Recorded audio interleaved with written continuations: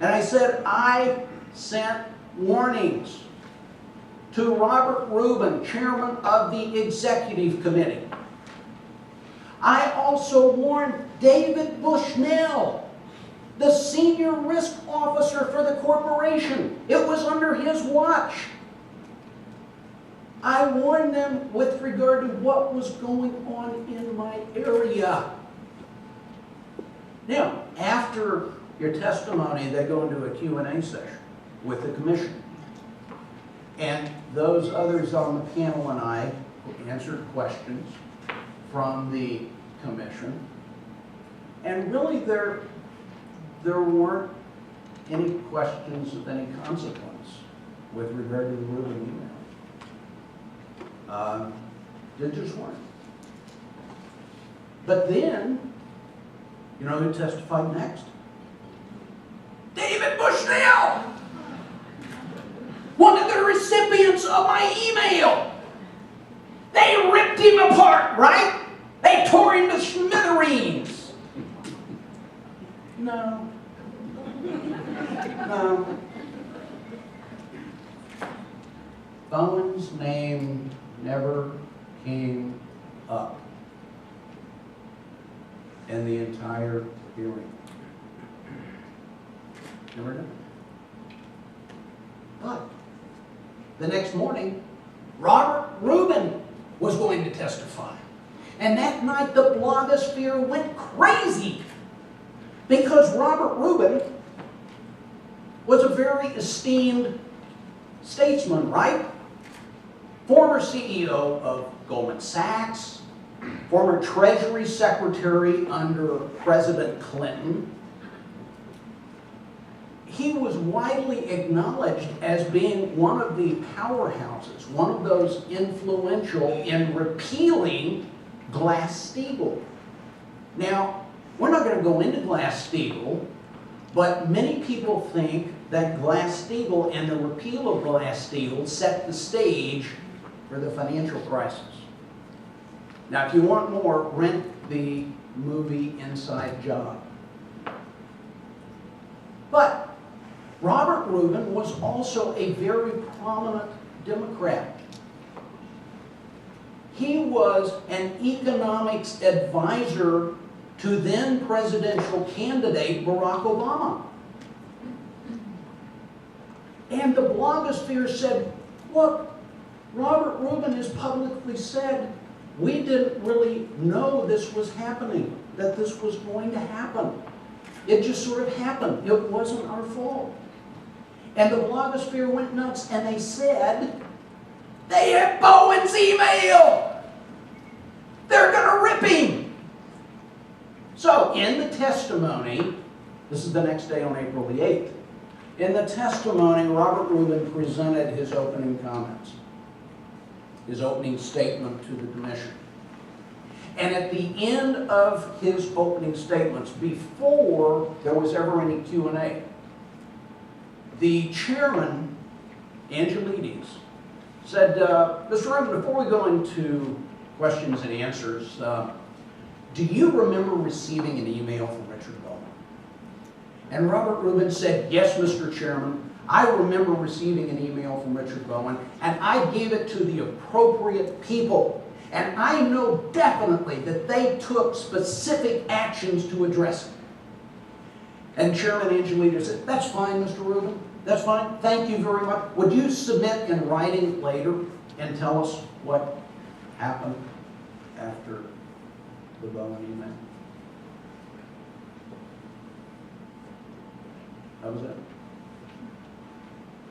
Now, the Congressional Commission was charged with going out of business. They had a specific life, they had to hold their investigations, and they had to write up their conclusions.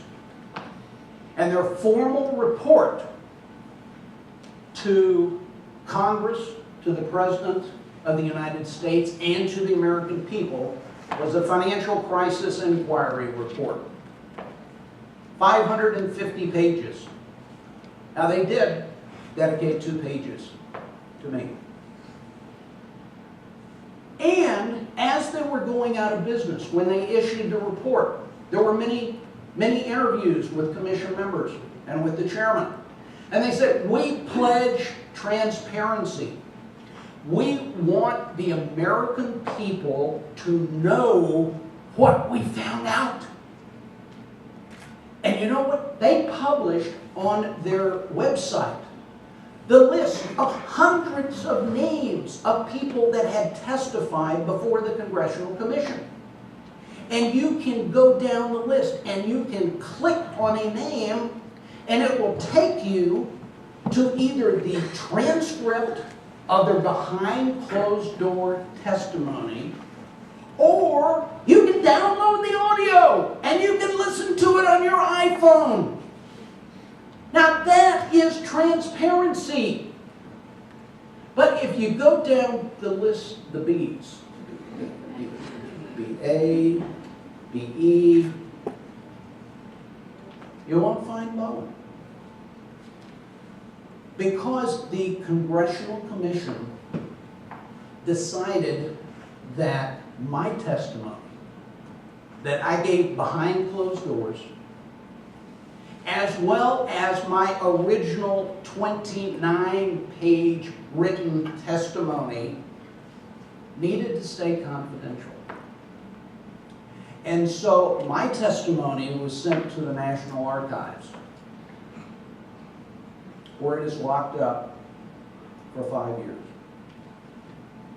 So, let's see if we can type this in. Summary. I was doing my job, folks. Frustrated for a year and a half. Finally sent the Rubin email. Testified the SEC. Gave 1,000 pages. Nothing happened. Testified to the FCIC, the Congressional Commission. They heavily edited what went public, and they locked up the rest of it. And then I was interviewed by 60 Minutes. Pretty simple story, right? Now, there was one loose end that we want to tie up. You know, I promised you guys I would come back to this. This is something else that they asked me to take out of my written testimony that I told behind closed doors. Folks, this is not the first time that I've been involved with a large bank that got in trouble and I tried to raise warnings. This was not my first rodeo. In early 1980s, I was Executive Vice President and Chief Financial Officer of the First National Bank of Oklahoma City, the largest bank in Oklahoma, publicly traded, widely recognized in investment circles as one of the most strongly capitalized and one of the most profitable banks in the United States. And they were also known as a premier energy lender. Because you guys may remember, in the early 80s, energy was going crazy. The price of oil was going up. The price of gas was going up. Everything related to energy, drilling rigs, pumping supplies, everything was going up. It was tremendous economic activity going on. And one of the banks that I was familiar with and knew people at was called Penn Square Bank. Now let me tell you about Penn Square Bank. Penn Square Bank was a tiny little bank and they made car loans. They were called Penn Square Bank because they were located in the Penn Square shopping mall. They had a storefront and they had a change of ownership. And the new owners said, we're going to become an energy bank. And they put oil men on their board, and they hired 2 of my friends as executive officers. And they grew like crazy. But my friends were concerned because this is basically an auto, car loan shop. And so they went to the board, they went to management, and they said, we need to slow this down.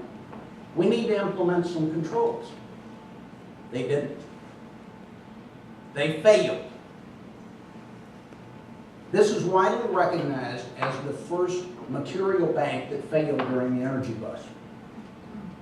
So if you don't recognize Penn Square name, you know the name Continental Illinois Bank. I'm also very familiar with Continental Illinois. The distinction Continental Illinois had is it was the largest bank failure in the history of the United States up until the failure of IndyMac in 2008. The largest. Why did they fail? They failed because there was a tremendous amount of economic activity going on in energy, and they wanted to get involved. But there was a problem. They didn't have energy companies in Chicago. So what did they do? They formed a partnership, a correspondent banking partnership with a smaller bank that was involved in energy lending, that had the business and needed someone with deep pockets. They formed a relationship with Penn Square Bank. And in the postmortem, they purchased over $3 billion of defective loans from Penn Square Bank. That's why they failed. They had people that issued warnings that were ignored. But I submit to you the reason that Continental Illinois Bank failed is because they did not listen to the warnings of two of my friends that were executive officers that said, we need to implement some controls. So, what about my experience? Let's go back to First National. At First National, when Penn Square failed, there was an incredible sense of smugness. Those yo-yos, they didn't know what they were doing. We're the professionals in this business. We know what we're doing. And I said, you guys are smoking dope. We're swimming in the same pool that Penn Square swam in. And so I wasn't without influence. I was the chief financial officer, so I started going around placing lots of loans on non-accrual. I also sat on loan committee. And I started voting against a lot of loans on loan committee. I became a pain in the ass. They actually started calling me Chicken Little. And you know what? That ruffled my feathers. Now, the National Bank examiners came in. As they do in a normal examination, they came into the bank and I shared with the examiners in their examination what I was trying to do at the bank. And when they left, they gave the report of examination to the 85-year-old chairman of the board. And in that report, it just reamed executive management. It ripped them apart. But they praised one member of senior management. They praised Chief Financial Officer Chicken Little. That was the last straw, folks. That was the last straw. I lost my job. I went into consulting and did some work consulting with banks, and then I went back into banking, only to find myself back in this. So this was not my first rodeo. Now what happened? 2 years after I left First National Bank of Oklahoma City, they shut them down. They failed. So, what about my Oklahoma banking experience? Penn Square, 82. FDIC shut them down. They failed. 84, Continental. FDIC shut them down. They failed. 86, First National. FDIC shut them down. They failed. Let's fast forward.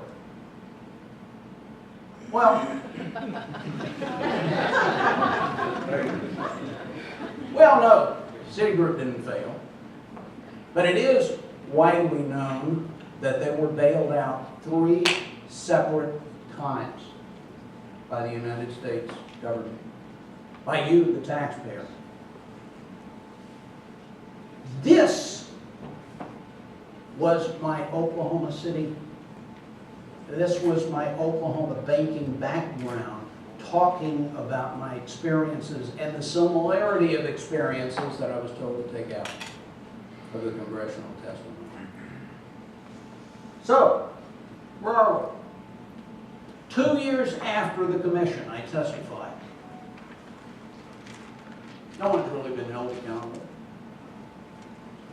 As 60 Minutes pointed out, and they did a very good job with this, no one's certainly been prosecuted under Sarbanes-Oxley. My complete testimony has yet to be told, because it's locked up. Now, Greg mentioned an interesting number in the introduction. He said that my testimony has been quoted in total litigation approximating $50 billion. I don't know if that's right or not. Someone looked up my name in some legal base of lawsuits and came up with that number. Now, when you are deposed in a lawsuit, you have to obviously tell the truth, and it would all come out. And yet, I haven't been deposed yet. Now, there's been lots of subpoenas flying around. A lot of them have been withdrawn because it's been settled before I'm ever deposed. And we postponed some, but I've yet to be deposed. Now, although I don't have any banking opportunities remaining, I don't think, I am now a professor. And I will tell you what, this truly has been a lifelong dream. I love it. So, where are we? Finishing up. Story's not over. It's in the middle. You know, I wish I was Sharon Watkins, you know, the whistleblower of Enron. You know, she's got closure, right? This story's still in the middle. It has yet to play out. I hope and I pray that someone, somewhere, will learn something from all of this. You know, there's been a lot of talk about the need for ethics. I prefer the term accountability. And I was accountable in my job, and it cost me. And folks, I will tell you, there are no regrets. I did what I had to do, and that's fine. Now, I hope some of you will take away from this story something that will help you when you're confronted with an ethical dilemma, as we all are in our careers. I hope and I encourage you to be accountable. Accountable to yourself. Be accountable to your values. Be accountable to your profession, to all of the stakeholders that are involved. And I encourage you to be accountable to the values which have made this country great. 2 years ago, my wife and I were blessed with the birth of our first grandchild. We've since been blessed with a second, and we have a third on the way. I care about the country that all of us are going to leave to our grandchildren. Thank you.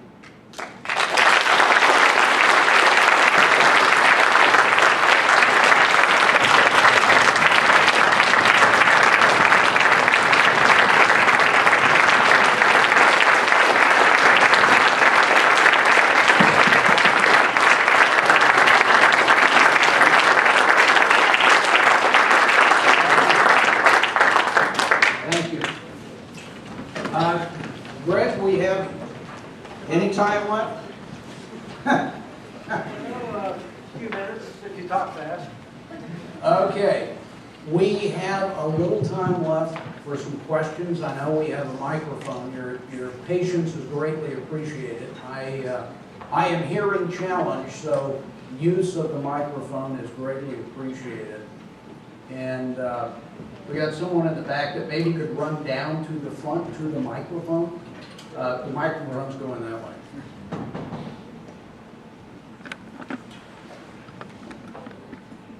Yeah, I was just curious if you ever thought about pursuing wrongful dismissal charges against either the First National or Citigroup. There's a lot of things that obviously I still can't talk about, and that would be one of them. Anyone else? We got? I can yell. Okay, yeah. Is it your opinion that Sarbanes-Oxley is well-intentioned but ineffective? I don't know that I could have said that better myself. Yes. There's some things you said you can't talk about, so maybe there are laws here. Now, you're locked up 29-page testimony. You can't talk about that, or you can't put it in your blog, or can Greg Dess put it in his blog? Is there any way to make that public, or is that, again, like a copyright legal thing? I cannot talk about it. What else? Sorry about that, guys. Can we get one I can answer? What kind of cars do you like, Dick? Are the names of the people on that commission available to us? Oh yeah, that's public information out there. Google Financial Crisis Inquiry Commission, you'll see everybody that's on there. Now, the commission is no more. They're out of business now. We'd just like to know who was there that did what they did. Great. Yes, it is common information. Yes. Marco Polo wrote the book about Madoff. Are you going to write a book about this? I don't have any plans with that at this juncture. I really don't. You got one question up there, Diane, and Greg holler, because I don't want to mess up our time schedule here. We promise people. The question I wanted to ask is, being a whistleblower, you did the right thing, but you lost your job twice. If I were to blow some whistle, what am I going to fall back on? Because the congressional committee, they locked all the information out. And people are out of a job. So how are you going to survive if you're thinking about it? Very quickly, I'm asked this, we've talked about this in a lot of classes, and I quote a study, I quote a book that was written. And this was actually written during the Sarbanes-Oxley hearings. So it didn't have Enron or WorldCom, but the author interviewed and found out the stories of many, many public whistleblowers. The name of the book is Whistleblowers, Broken Lives and Organizational Power. It's not a real uplifting book, folks. But he specifically asked the whistleblower, and I'm actually in a circuitous way coming back to your question. He actually asked the question of these whistleblowers, if someone found themselves in the same situation that you found yourself in, given the same circumstances, would you advise them to do what you did? And it's almost unanimous, folks. The whistleblowers say, don't do it, because it will destroy your lives. Now, I will tell you, I have no regrets. I don't. But that is out there. There certainly is, irrespective of any legislation that's out there. There's certainly a risk involved with doing what many people term the right thing. Take one more question, Diane. You had mentioned that some of the underwriters for the subprime mortgage loans were being reversed. I was wondering if you ever found out, or if you know the incentive of those individuals for reversing the decision to go ahead and give out the loans. I was also wondering if you made a comment about, I read a book and it talked about some of the rating scheme for the subprime mortgages. I was wondering if you could touch on that, and if you think those ratings are accurate, or how accurate you still feel that they are. Oh, wow. And we have, how long, Greg? We need to be done by 10 p.m. I almost got lost with the first part of the question. With regard to my underwriter's decisions being reversed, obviously that was done by someone higher up in the organization. I'm probably not at liberty to comment on what the motivation of that was, but obviously we wound up purchasing, and that is in my 21 pages, we wound up purchasing some mortgages based upon the inflated approval rates that were there. As it relates to the ratings, I really can't touch that. You know, the ratings agencies have caught a lot of flack, and justifiably so. The entire system certainly has been flawed, and I don't know what to do about it. But other than agreeing with the vast majority of the public that it's flawed, I don't know what to answer. Brett? Well, I hope you can attend future CESA lectures. Let's give Dick one more hand.